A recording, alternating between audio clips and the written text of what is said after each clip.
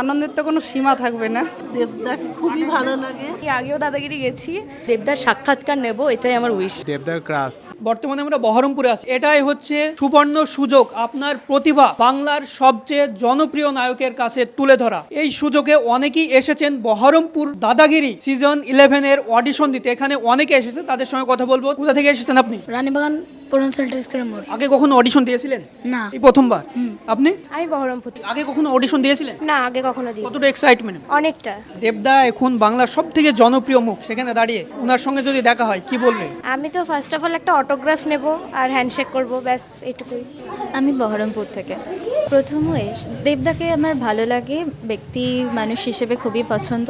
তো দেবদার সাথে ছবি তুলবো আর হ্যান্ডশেক করব, এটাই। আমাদের অভিজ্ঞতা বলতে আমি দিদি নাম্বার 1 হয়েছি এর আগে। রচনা দিদির সঙ্গে দেখা হয়েছিল? হ্যাঁ, রচনা দিদির সাথে দেখা হয়েছিল।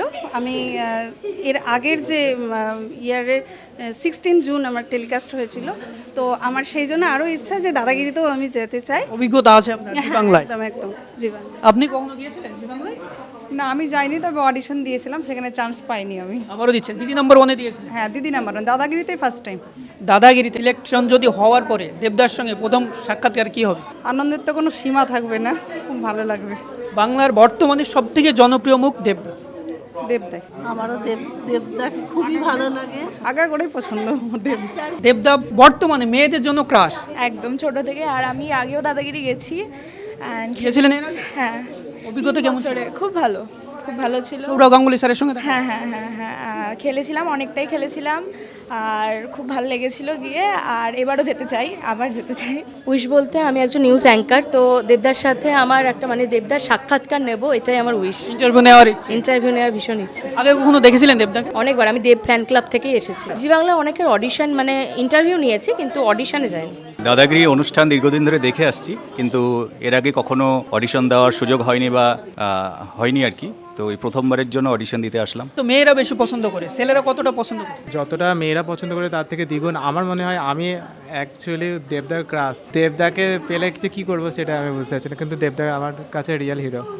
দেব দাদাকে খুবই ভালো লাগে, সব সিনেমা দেখেছি। ছোটবেলা থেকে দেখে আসছি। হ্যাঁ, বহরমপুরে এসেছিল তখন গিয়েছিলাম, ভেবেছিলাম যে হবে, দেখার সুযোগ হবে, কিন্তু কখনো হয়নি। ইয়াং মেয়েদের ক্রাশ হয়ে গেছেন, আপনার কতটা পছন্দের নায়ক? আমার দেবকে খুবই ভালো লাগে, এমনি সিনেমা তো দেখি, আর এখন দাদাগিরি হচ্ছে সেটাও দেখছি।